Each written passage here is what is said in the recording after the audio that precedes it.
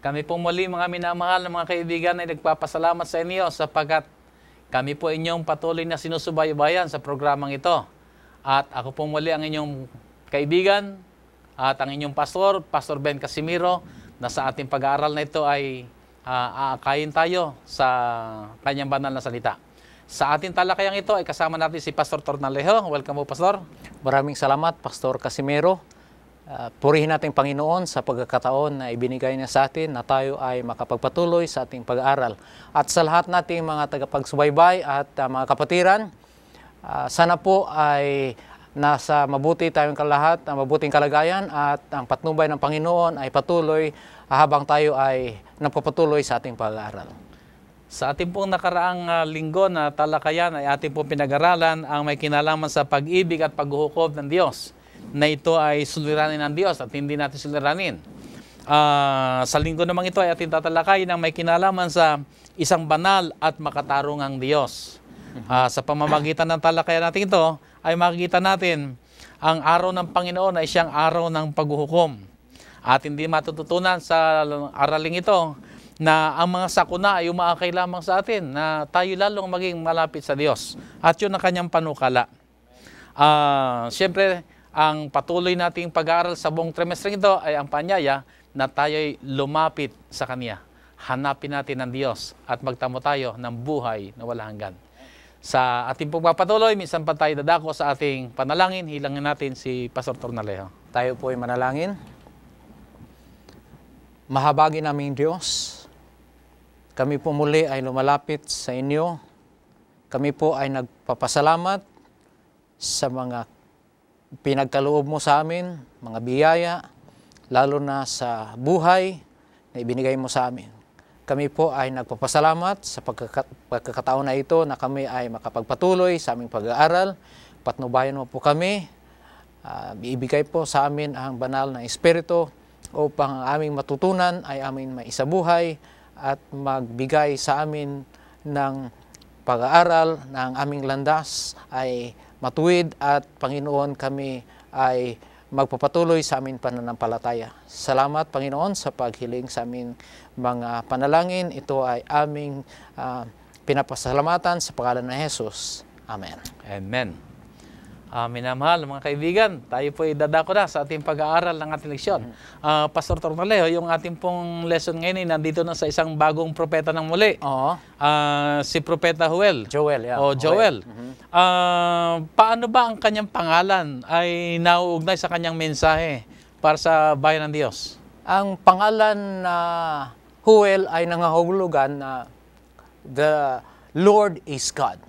Ang ibig sabihin nito, Pastor Casimiro, na ipinapaparating ni Joel na kahit sa mga pangyayari na nagaganap sa Huda sa panahong ito, ang Panginoon ay may kapangyarihan. Siya ang ating Diyos, na ang ating pananampalataya ay doon palagi sa Kanya. So ang ating leksyon ngayon ay makikita natin minsan pa ay dadako sa isang pag-aaral na makilala pa natin ng lubos ang ating Diyos. Tama yan, Pastor Ben. At siya hindi basta kagaya ng ibang mga Diyos, kundi siya isang makapangyarihan, makatarungan at banal na Diyos. At yan ang gusto nating Diyos na sambahin.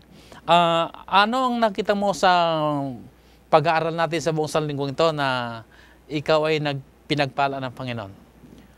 Marami, Pastor, na masasabi ako na sa ating mga pagsisikap araw-araw, tayo ay pinatubayan ng Panginoon, binibigyan ng lakas at tayo talaga makikita natin yung patuloy na patnubay ng Panginoon sa ating buhay.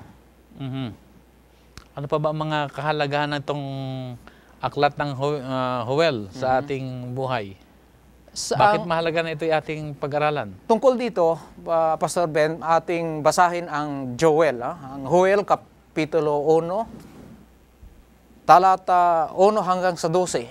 Ang salita ng Panginoon na dumating kay Joel na anak ni Petuel. Dinggin ninyo ito, ninyo mga matanda, at pakinggan ninyong lahat na mananahan sa lupain. Nagkaroon baga nito sa inyong mga kaarawan o sa mga kaarawan ng inyong mga magulang?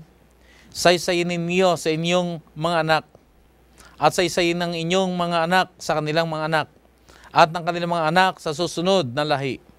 Ang iniwan ng tipaklong ay kinain ng balang, at ang iniwan ng balang ay kinain ng uod, at ang iniwan ng uod ay kinain ng kuliglig. Magsibangon kayo, kayong mga manglalasing, at magsiiyak kayo, at manambitan kayo, kayong lahat na manginginom ng alak, dahil sa matamis na alak, sapagkat nahiwalay sa inyong bibig. Sapagkat isang bansa ay sumampa sa aking lupain, malakas at walang bilang. Ang kanyang mga ngipin ay mga ngipin ng leon, at siya'y may bagang ng malaking leon.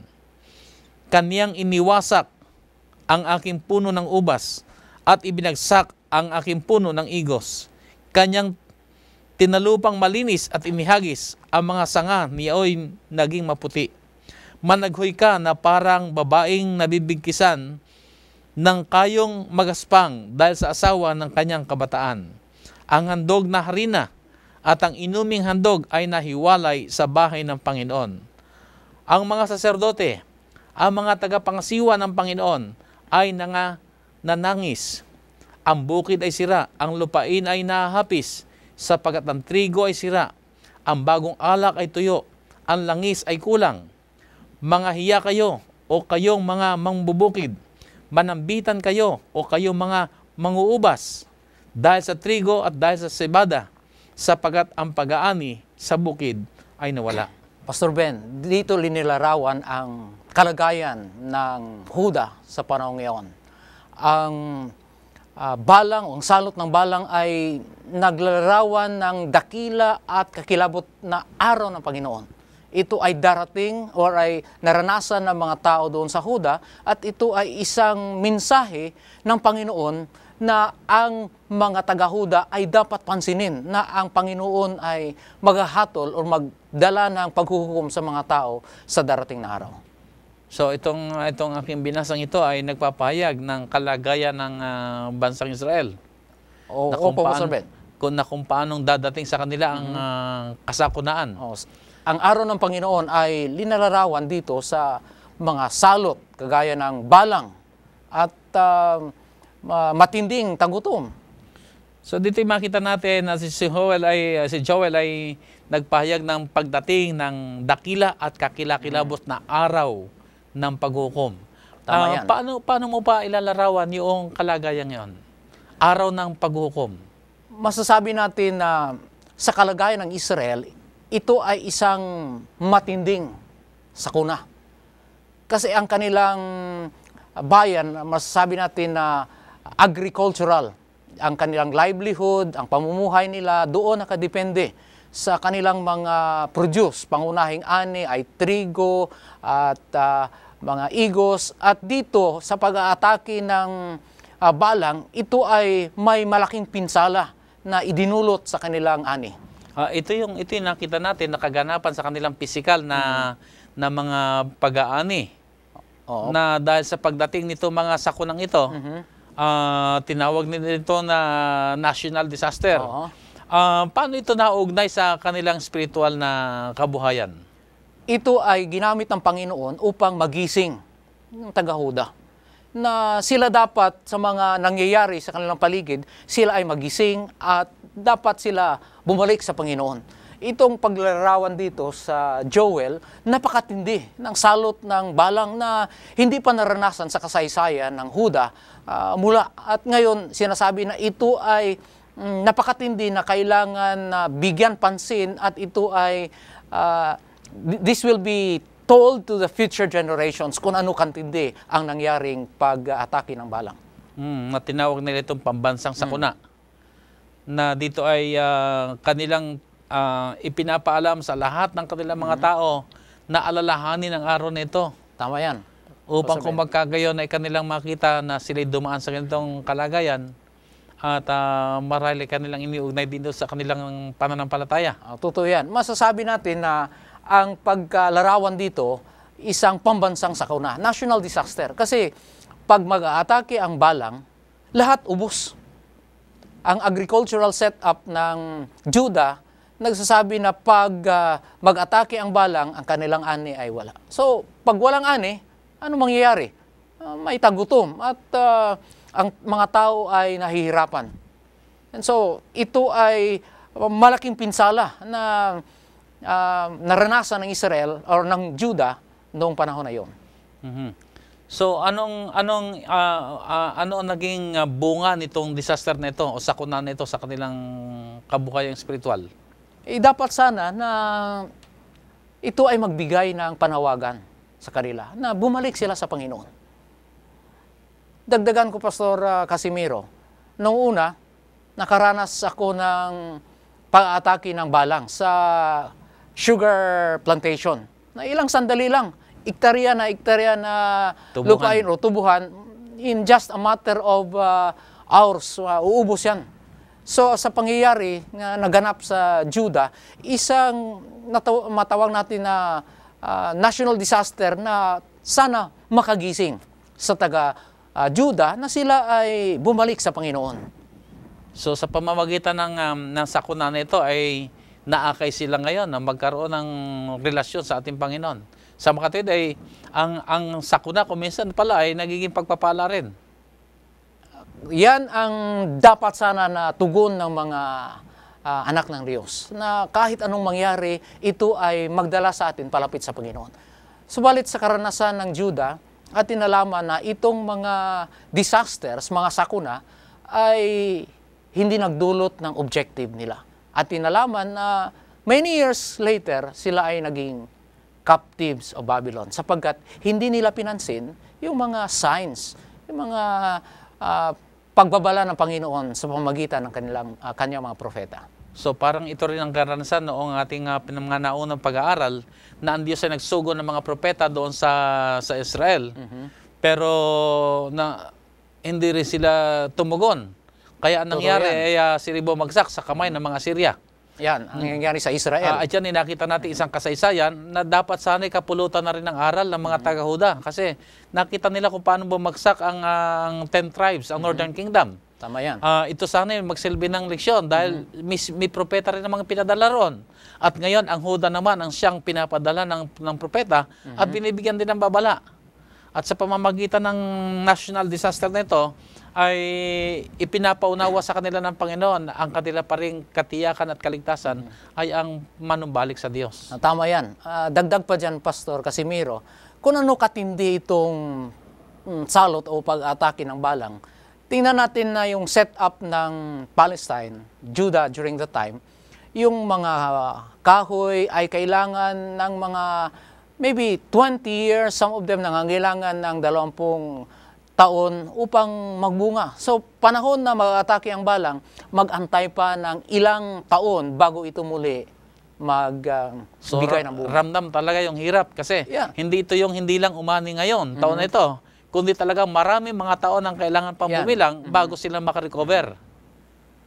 At ito'y pagpapahayag ng Panginoon din ng matinding daranasin din ng bansang Huda kung sila ay magpapatuloy din sa kanilang paglayo sa Diyos. Tama yan, Pastor Ben. Okay, dito sa ating pag-aaral ay maliban sa pag-atake ng mga balang, ano pa ang salot ang tumama sa Huda at paano nito naapektuhan ang kanilang mga buhay at ang kanilang mga ani? Ang salot ng balang ay dinagdagan pa ng matinding tag-init. So you can just imagine, we can just imagine. Atin lang imagine kung ano ang kahirapan na nadanas ng taga-Huda sa panahon na yon. Inatake na sila ng balang, matindi pa na tag-init. Basahin natin ang Deuteronomy chapter 18 verse 4. Ganito ang wika sa verse 4. Ang mga unang bunga ng iyong trigo, ng iyong alak at ng iyong langis, at ang unang balahibo ng iyong mga tupa ay ibibigay mo sa kaniya.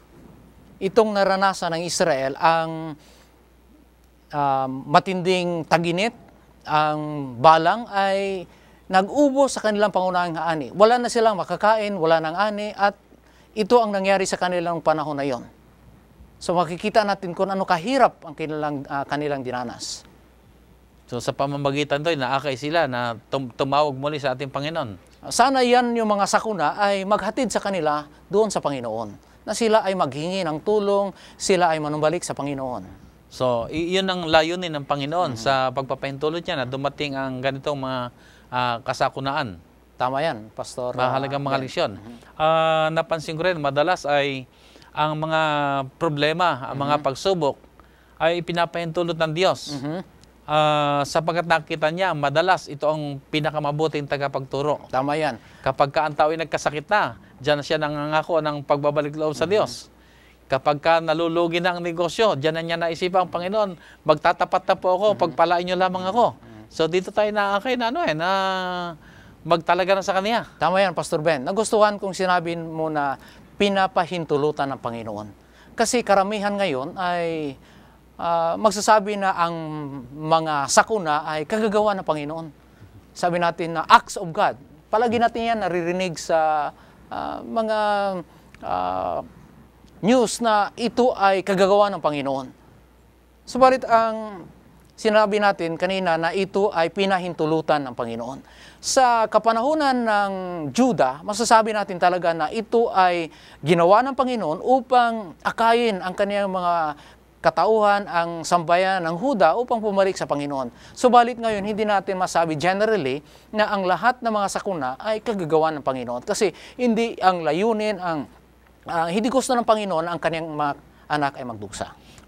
Ganun din sa panahon ng mga Israelita na ating binabasa rito. Hindi ang Panginoon ang siyang gumawa, pero kanyang pinapahintulot. Iba kasi yung ang Diyos ang gumawa. Binanggit mo kanina ng acts of God.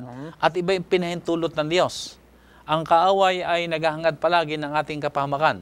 Totoo yan. So, si Satanas, ang kanyang palaging gusto ay maghirap tayo at sirain tayo.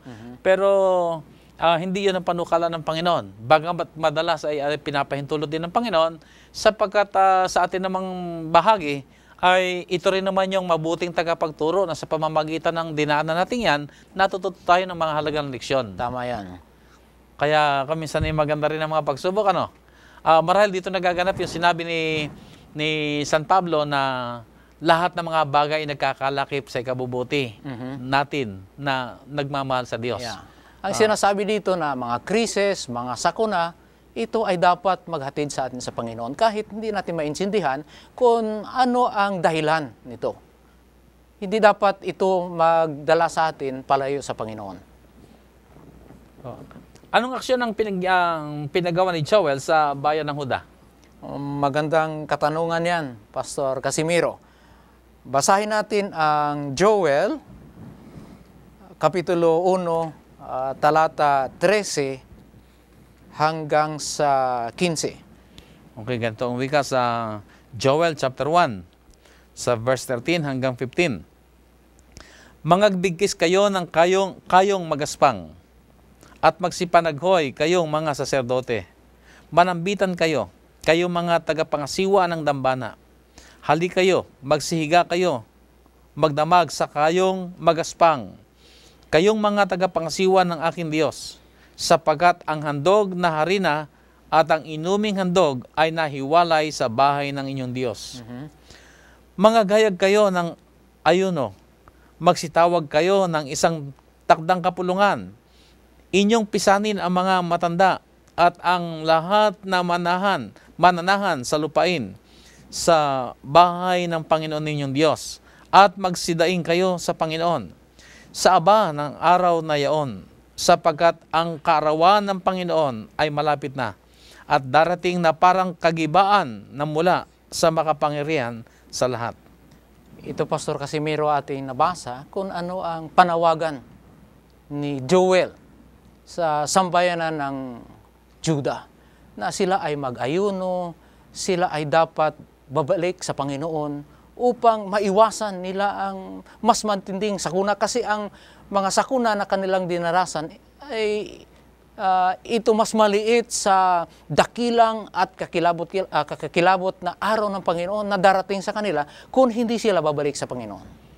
Ibig sabihin ay yung dinaanan dito ng mga taga-Huda, ang propeta Joel ay dumating at mayroong mensahe na ibinabaling ang kanilang isipan mula doon sa national disaster na kanilang dinaanan patungo sa higit pang mas malaking disaster na kung hindi nila ito paghahandaan ay higit na mas malaking problema ang kanilang daranasin. Ang objective ni Joel na talagang bigyan ng babala ang Judah na ang araw ng Panginoon ay mas matindi, mas malaki ikumpara sa sakuna na kanilang naranasan sa panahon na iyon. Ano ba ang pangako na ibinigay ng Diyos sa pamamagitan ni Joel sa kanilang pagdaraan dito sa suliraning kanilang kinakaharap? Mababasa natin sa Joel chapter 2, verses 28 to 30. Joel chapter 2, sa talatang 28 at 29, ganito umika. At mangyayari pagkatapos na ibubuhos ko ang aking espiritu sa lahat ng laman, at ang inyong mga anak na lalaki at babae ay manguhula. Ang inyong mga matanda ay magsisipanaginip ng mga panaginip. Ang inyong mga binata ay mga kakita ng mga pangitain. At sa mga lingkod na lalaki at babae naman ay ibubuhos ko sa mga araw na yon ang aking espiritu. Ito ay promise of hope na ibinigay ni Joel sa taga-Judah na darating ang araw na ang Spirit of the Lord ay manirahan sa katauhan ng Judah. At ito ay magbigay ng reformasyon, magbigay ng revival sa bansa ng Judah. Subalit, Pastor Ben, masasabi natin na hindi ito na-fulfill sa panahon ni Joel. Tayo ay nalungkot na ito ay hindi na saksihan ni Joel na nangyari sa kanyang kapanahunan. Subalit tayo ay magalak na in the early times, on the Book of Acts, ating nakikita, ating nababasa na ito ay bahagya nangyari during the time of Pentecost.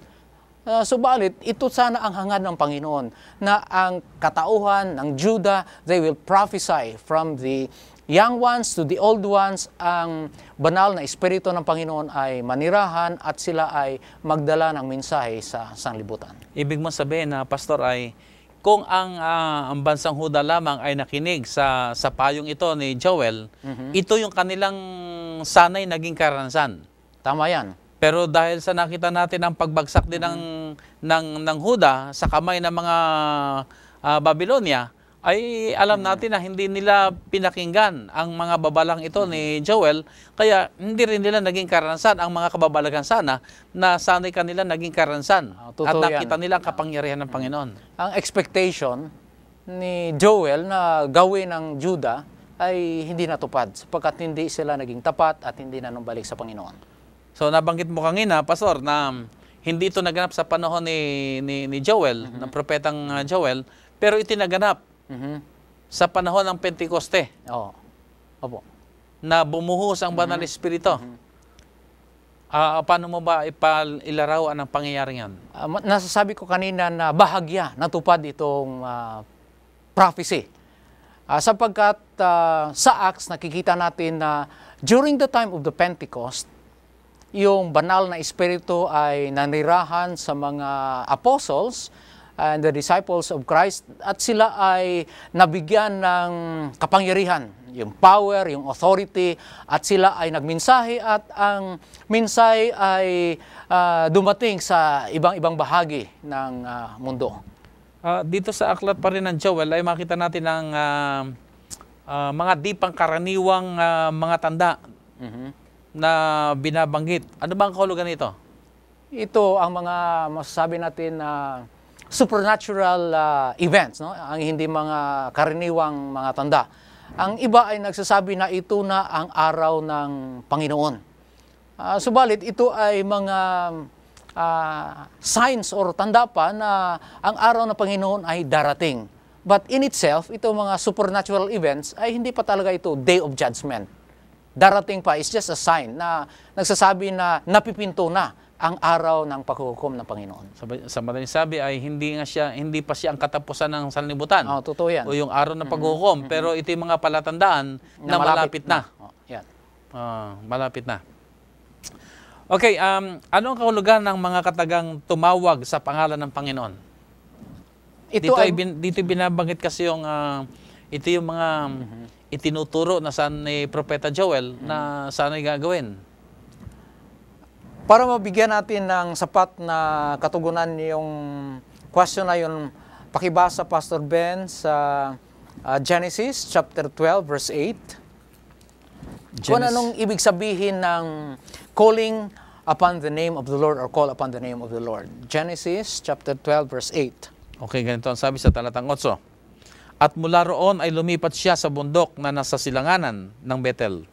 At doon niya itinayo ang kaniyang tolda na nasa kalunuran ang Bethel at nasa silanganan ang Hai. At siya'y nagtayo roon ng dambana sa Panginoon at sinambitla ang pangalan ng Panginoon. Sa karanasan ni Abraham, Pastor Casimiro, ang pagtawag sa Panginoon ay isang papamaraan sa pagsaksi. To witness, to testify, and proclaim God's glory. Ito ay ang pagpapahayag ng kaluwalhatian ng Panginoon. So kung ibig sabihin na tayo ay tumatawag sa Panginoon, hindi lang ibig sabihin na it's just a physical expression of calling. Itong ibig sabihin ay tayo mismo ay nagsasaksi ng kapangyarihan at kaluwalhatian ng Panginoon. Sa maling sabi, itong binabanggit na tumatawag sa pangalan ng Panginoon na hindi lang ito parang humihingi ng saklolo.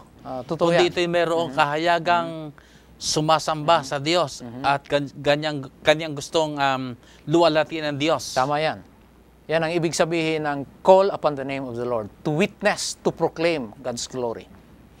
Bakit hindi nakakatakot na pangyari ang paghukom para sa bayan ng Diyos?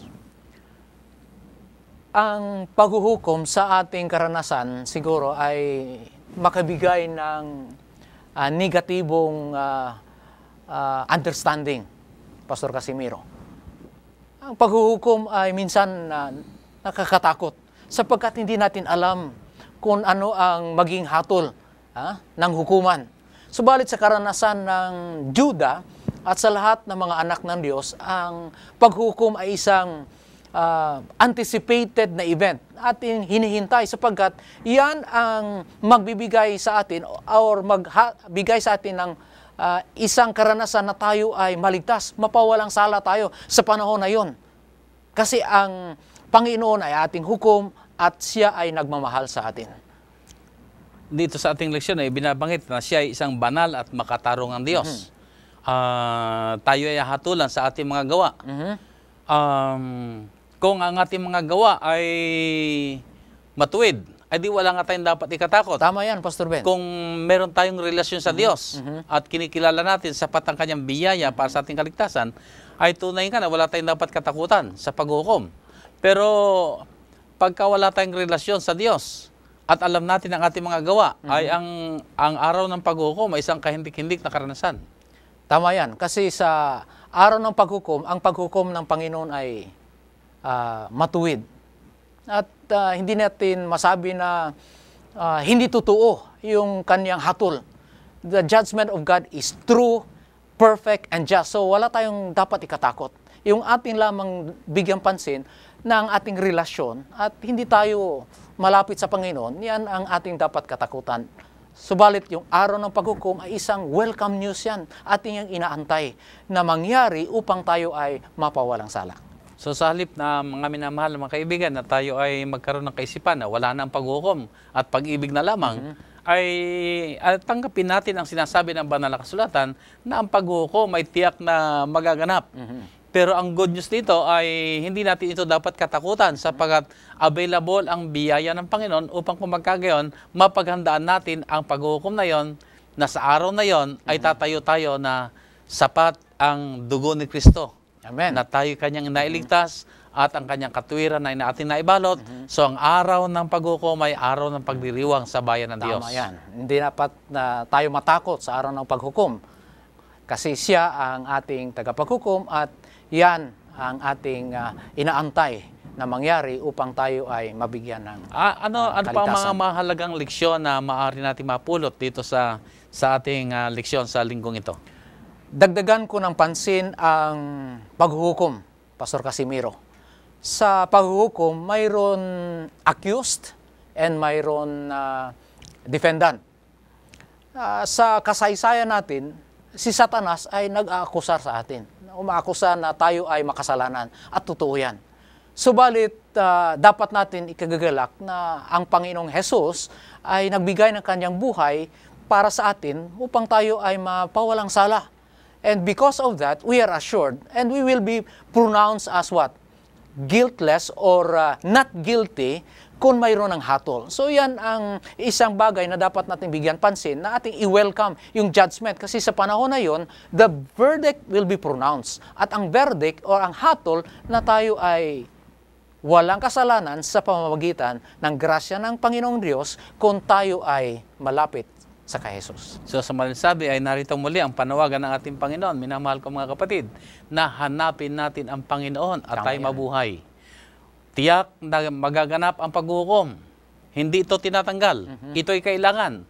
Dahil siya'y matuwid at makatuwirang Diyos, kailangan maganap ang paghuhukom. Pero sa paghuhukom na ito ay hindi tayo dapat matakot sapagkat kung ang Diyos ay sumasa sa atin, ay di wala tayong dapat na pangambahan. Ang atin lamang kailangan gawin, kilalanin natin ating Panginoong Hesus bilang ating personal na tagapagligtas. Magpasakop tayo sa Kanya. Ikumpisal natin sa Kanya lahat nating mga kasalanan. At kung dumating na ang araw ng paghukom, tatayo tayo na kung saan ang ating Panginoong Hesus, ang ating abogado, at siya ang magtatanggol para sa atin. So sa ganitong kalagayan, makita natin, tunay na ang araw ng paghukom ay araw na pagdiriwang para sa bayan ng Diyos. Amen.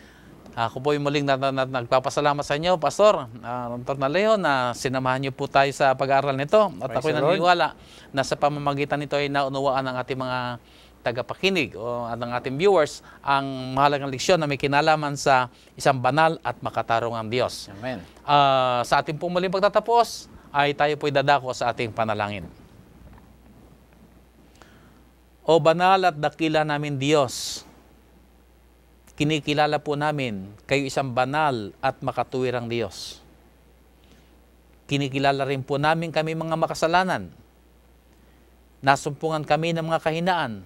Nakapighati kami sa inyong puso. Subalit kayo rin ang siyang gumawa ng paanyaya, kami lumapit sa inyo. Ipinaunawa sa amin na kayo walang kaluguran sa kamatayan ng mga masama at makasalanan, kundi ang kami magsisi, tumalikod sa kasalanan at lumapit sa inyo upang kamtin namin ang buhay na walang hanggan. At kung dumating na ang araw ng paghuhukom sa aming mga buhay, kami po, Panginoon, ay tumayo na may buong pagtitiwala, buong kapanatagan. Kayo, O Diyos, ang gumawa ng kaligtasan sa aming mga buhay. Amen. Sa sandaling ito, Panginoon, italanawa po ninyo ang aming mga pangalan sa aklat ng buhay. Alalahanin niyo po, Panginoon, ang lahat namin mga televiewers. Saan man sila naroroon, ano man ang kalagayan nila ngayon, ipaunawa po sa kanilang, Panginoon, ang inyong paanyaya na kayo'y Diyos na nagmamahal at kay Diyos na gagawa ng pagliligtas. At sa amin na mga tumatawag sa inyong banal na pangalan, kami mananahan sa inyo magpakailan-kailanman. Salamat po, Ama, sa katiyakan ng inyong pag-ibig at pagliligtas. Sa katiyakan, O Diyos, kayo'y sumasa aming palagi hanggang sa kawakasan ng sanlibutan. Amen. Salamat po, Ama, na inyong tinugon ang aming mga dalangin at ipinatong sa amin ang inyong masaganang basbas sa pangalan ng aming Panginoong Hesus. Amen. Amen. Muli po, mga minamahal namin mga kaibigan, maraming salamat na kami po sinamahan nyo sa talakayang ito. At special na pasasalamat po na screen paabot na ipinarating sa aming tanggapan na dyan po sa bandang Canada ay marami pong nanonood sa atin. So purihin ang Panginoon at bagamat malayo ang ating pagitan, pero sa pamamagitan ng programang ito, nagkakasama-sama po tayo. So sa lahat po na nasa Canada, maraming salamat. Pagpalain kayo lahat ng ating Panginoon. At syempre, ang patuloy nawang basbas ng Panginoon ang siyang tanggapin nating lahat sa araw-araw. Maraming salamat po. God bless you all.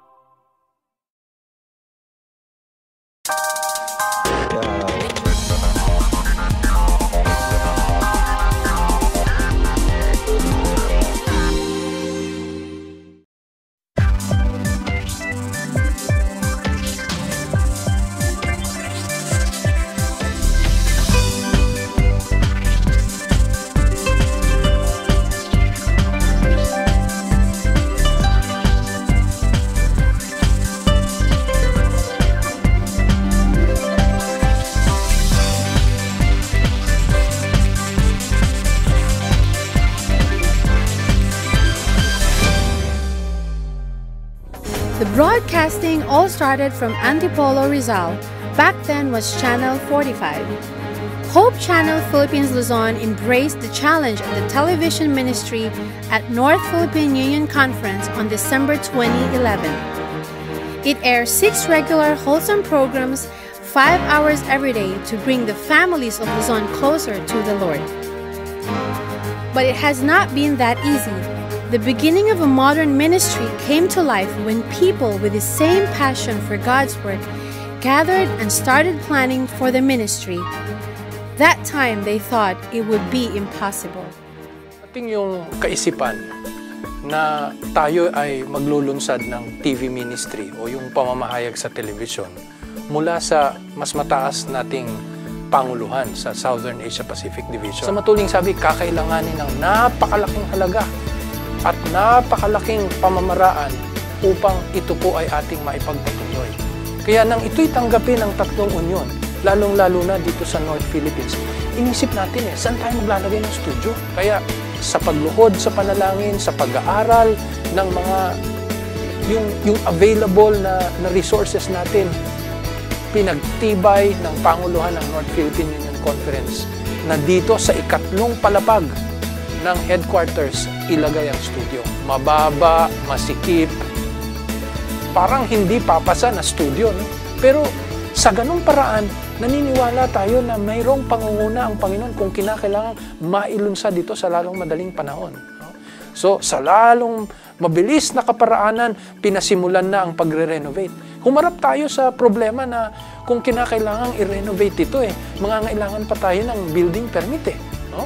Pero alam niyo ang Panginoon, siya rin ang maglalagay ng mga kaparaanan sa tamang panahon kung ito'y kalooban niya. But after a series of hard work and sleepless nights, little by little, the Lord performed on His faithfulness and proved everyone that indeed, to Him, nothing is impossible. What is a volunteer? There's a lot of meanings to this word that these people can give. Volunteerism is all about dedication. It is about your passion. It is about your heart. A volunteer is someone who is willing and has dedication to do God's work, has passion to deliver, and has a heart of service. Alam nyo, kung ang pag-uusapan ay volunteerism, may nauna po sa atin At yan ay walang iba kundi ang ating Panginoong Jesus. Siya ay nagkusa na siya ay pumunta dito sa atin upang sa pamamagitan ng kanyang pagkukusang yun, matugunan ang pangangailangan na malaki ng tao. Malaki ang hamon sa atin at sa maraming pagkakataon, nakikita natin naman yan, naunawaan natin, wala tayong sapat na kakayanan may kinalaman sa pananalapi. Alam natin tayo nagtitiwala na ang Panginoon ay siyang magbibigay sa atin ang ating pangangailangan. Pero sa kapanahonang ito na marahil sinusubok ng Panginoon ang ating pananampalataya at hindi natin alam kung kailan tayo magkakaroon ng sapat na kakayanan sa pananalapi sa gawain ito upang ang gawain ito ay mabilis nating mapalaganap at matapos ang ipinagkaloob sa atin na tungkulin ng ating Panginoon na walang iba kundi ang pangangaral ng Ebanghelyo. Alam na Diyos kung saan naroon ang inyong puso. Bilang voluntaryo sa Hope Channel Philippines, una, ako ay nagpapasalamat sa Panginoon ako ay napabilang dito. Kaya, ang mahalaga ho dito bilang kabahagi ng Hope Channel, yung ating pagtatalaga, yung ating dedication. Huwag po tayong mag-atubili na suportahan ang gawain po ng Hope Channel. Napakarami pong pagsubok ang aming naranasan nang kami po yung sumali nito. Naalala ko nga sa ting aming mapag-uusapan ni Edward, kung alalahanin po namin, ipinaranas po ito ng ating Panginoon upang ang ating pong gawain dito sa Hope ay lumago. Yung pagsubok sa buhay natin, palagi at palagi na darating sa ating buhay. Ang hamon ngayon ay nasa sa atin. Kung ang mga hamon na ito ay ating titingnan sa isang positibong aspekto. Sa kabila ng anumang klaseng pagsubok ay nananatiling masaya sapagkat kami pong lahat, kaming mag-asawa, ay masayang nakapaglilingkod sa Kanya. napakalaking hamon po sa bawat isa sa amin. Sapagkat marami pong mga maaaring pwede sa aming lugar.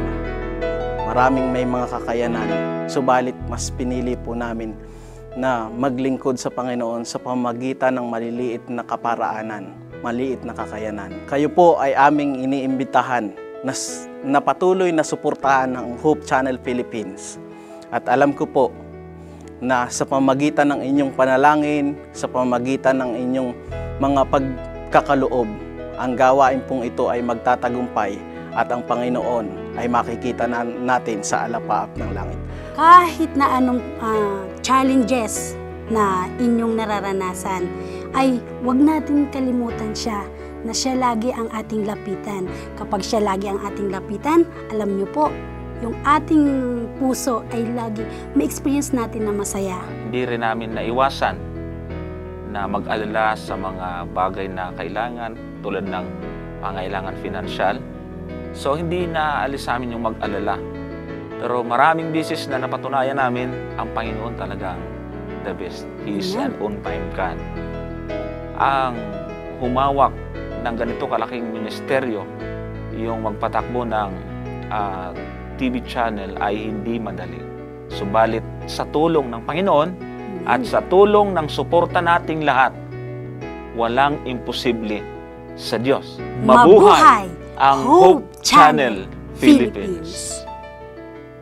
The Hope Channel production will never be complete without the production set and the talents who dedicatedly gave their time and efforts in producing programs for Hope Channel Philippines Luzon. Everyone had talents that God has entrusted.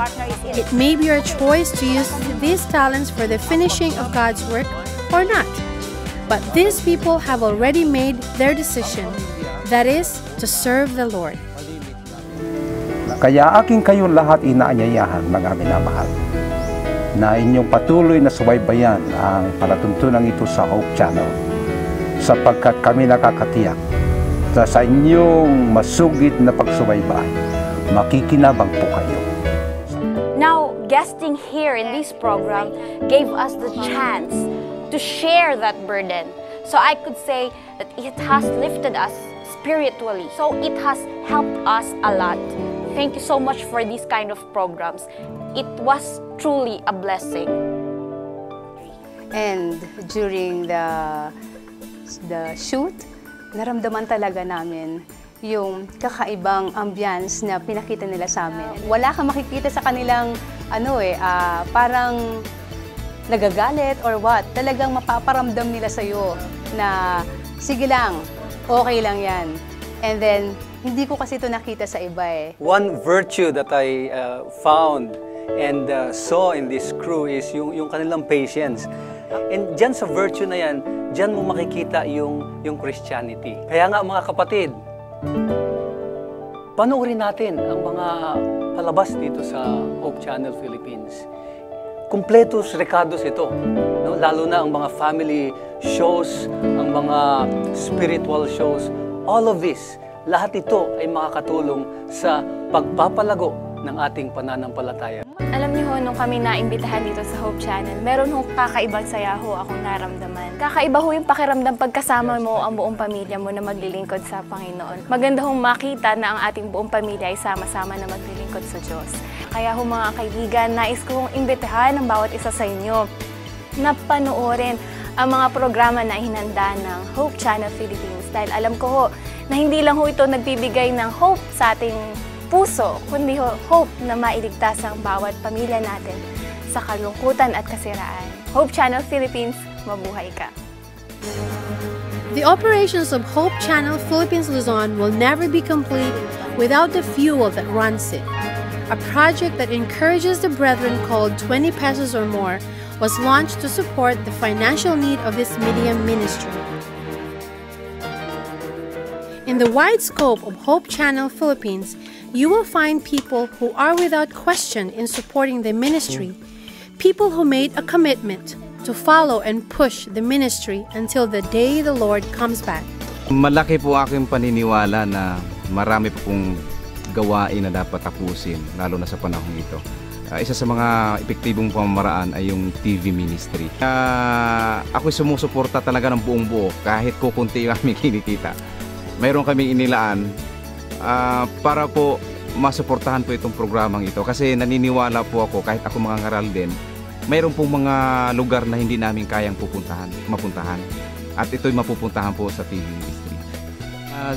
Iniimbitahan ko po ang lahat ng mga kapatid, no? Kung saan man kayo ngayon, kung taga saan man kayo, kung ano man ang kalagayan nyo sa buhay. Suportahan po natin ang TV ministry, ang Hope Channel. Malaki po ang magagawa ng Hope Channel para po sa pagtatapos ng gawain. We're very happy to let you know that the church has come up with a scheme where each member of the church could participate in the advancement of God's work through the television ministry. And this is only by way of allowing ourselves in providing finances or little contribution towards this project. The scheme of giving 20 pesos per week, which is when given in 52 weeks in a month, we will come up with a sizable amount to be able to put up our own stations and would connect these stations all over the Philippines. And that becomes a network. Malaki ang ating pangangailangan sa pananalapi upang tustusan ang gawaing ito. Alam ninyo, kung tayo ay magkakaloob 20 piso linggo-linggo sa loob ng isang taon, hindi lamang 1,000 ang ating maiipon. Kung hindi, ito ay mahigit na 10 milyon, aabutin pa nga ng mga 16 na milyon eh. And so we would request every church member to get involved into this project by envisioning some ways wherein they could be able to help in this kind of project that the church has envisioned. Kapag itong 20 pesos na ito ay nanggagaling sa ating puso at ito ay ating itinatalaga para sa gawain ng Panginoon, ang ating 20 pesos ay malaki ang magagawa para sa gawain ng Panginoon. Maliit na halaga, subalit maraming kaluluwa ang madadala sa paanan ng ating Panginoon. Maliit na halaga, subalit may liwanag na madadala sa kadiliman ng sanlibutan. Kaya't ako'y naniniwala na kung ito'y ating susuportahan, ang pagdating ng Panginoon ay para na rin nating napapadali. Akin pong sinusuportahan ang gawain ng Hope Channel sapagkat ang gawain na ito maraming kaluluwa na madadala sa paanan ng ating Panginoon sapagkat napakahalaga ang kaligtasan ng isang tao. Kaya mga kaibigan at mga kapatid, akin ko po kayong iniimbitahan na suportahan ang gawain ito ng Hope Channel. Ang pabalitang ito ay mapaabot sa mga tao upang tanggapin din nila ang ating Panginoong Jesucristo bilang kanilang tagapagligtas.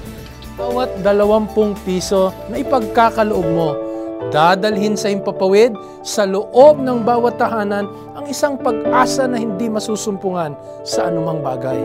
Kaibigan, sa bawat 20 piso na ibibigay mo, dadalhin natin ang katotohanan sa bawat tahanan. At sa bawat 20 piso, mag-asawa na lalong paigtingin ang pagmamahalan. Sa bawat 20 piso, maililihis natin ang maraming tao sa tiyak na sakit at kamatayan. Sa bawat 20 piso, ihahatid natin ang tunay na pabalita ng pag-asa sa tahanan. Ano pa kaya kung hihigitan natin ito? Tunay na lalong mas marami ang makikinabang sa pabalita na dala natin sa bawat programa dito sa Hope Channel. Kaibigan, dalangin mo na lalo kang bibigyan ng Panginoon sa bawat pagnanais mong makatulong, sa bawat pagnanais mo na makapagbigay, dadagdagan ng Diyos ang iyong maaring ipagkaloob sa Kanya.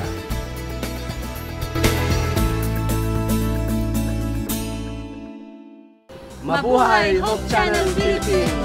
Sharing love, changing lives. Hope Channel Philippines! Ayos yun! Mabuhay ang Hope Channel Philippines! Mabuhay Hope Channel Philippines! Mabuhay Hope Channel Philippines! Mabuhay ang Hope Channel Philippines! Mabuhay ang Hope Channel Philippines! Mabuhay Hope Channel!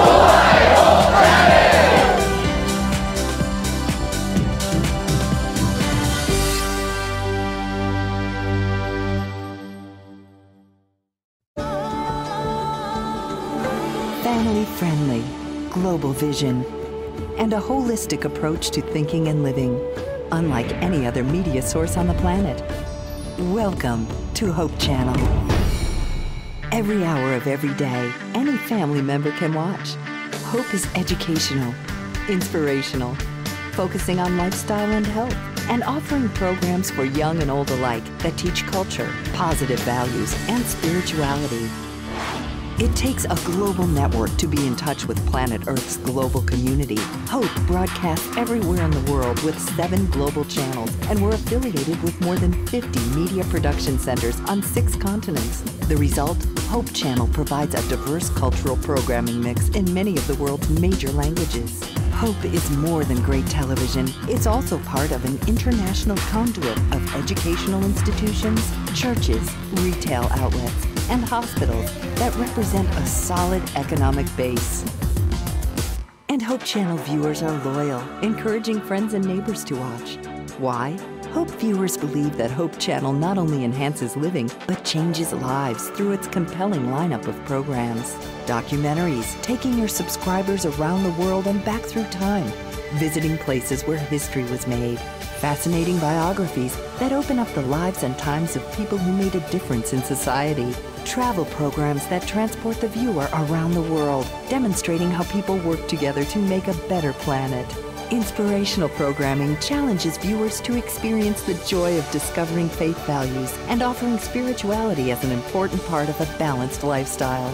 Health and lifestyle programs teach disease prevention and make healthy living simple and attractive. Hope Channel programs provide invaluable support for developing healthy relationships and strong communities. Diverse and positive programming. A global infrastructure and network. A commitment to family-friendly programming 24 hours a day, 7 days a week. This is Hope Channel, your source for quality of life programming.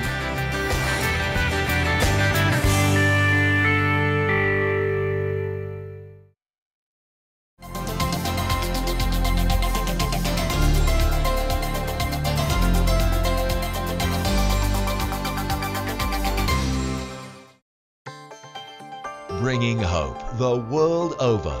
Hope Channel.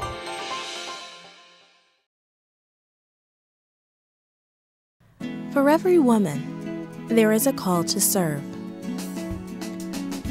For every woman, there is a place for ministry.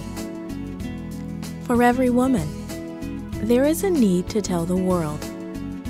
For every woman in the world, there is Women's Ministries.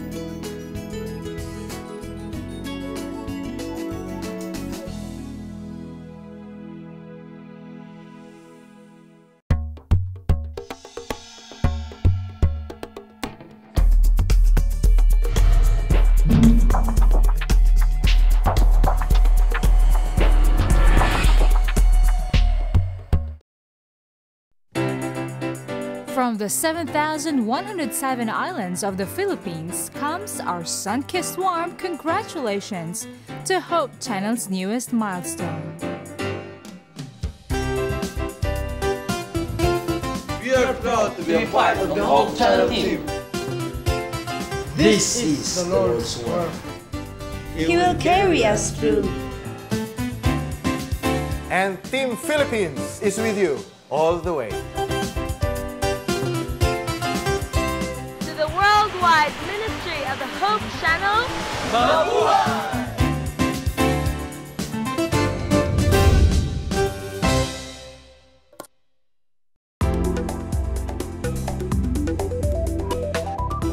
So you've decided to quit smoking. Great decision. Yes, there are chances of relapse and there will definitely be some unpleasant withdrawal symptoms.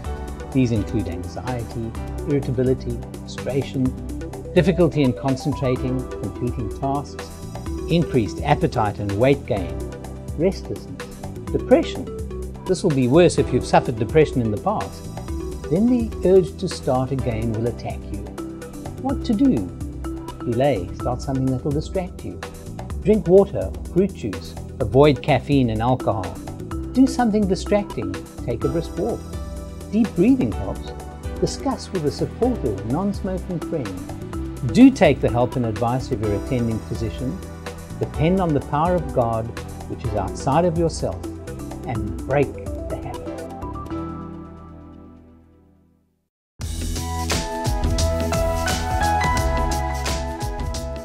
With the high rate of divorce today, many young adults who are dating are wondering if it's worth it to be married. Is it possible to be happy in marriage? Well, one of the challenges of marriage is that oftentimes people are either too negative or too idealistic about their relationship. Marriage can be great, but because no one is perfect, there are no perfect marriages. So couples need to learn that there will be bumpy times as well as great times. And because of that, they need to realize that people will make mistakes. And so you need to learn to be forgiving, understanding, and realize that there's no perfect marriage because there are no perfect people. But if you are aware of that fact and you know that marriage is difficult, then you can prepare yourself and respond in a way that's constructive and that can build your marriage.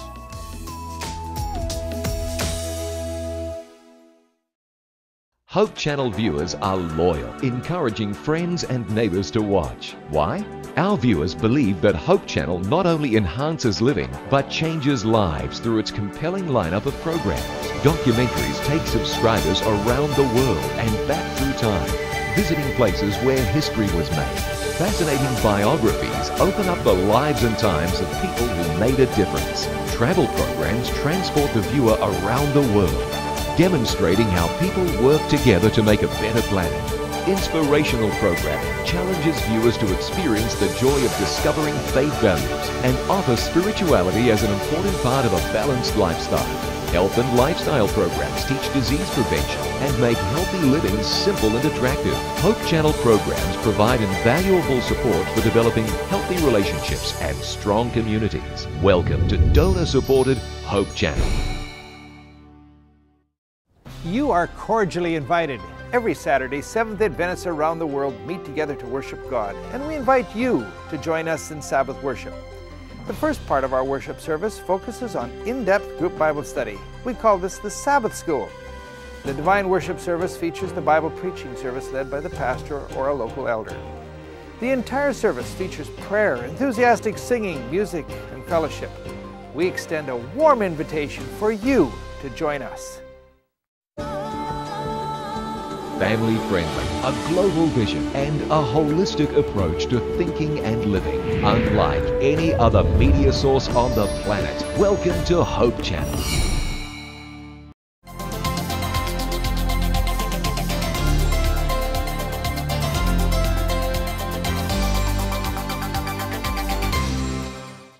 Hope broadcasts everywhere in the world with 10 global channels and is affiliated with more than 50 production studios on 6 continents. The result? Hope Channel provides a diverse programming mix in many of the world's major languages. Hope is more than great television. It's a donor-supported ministry that's part of an international family of educational institutions, churches, retail outlets, and hospitals.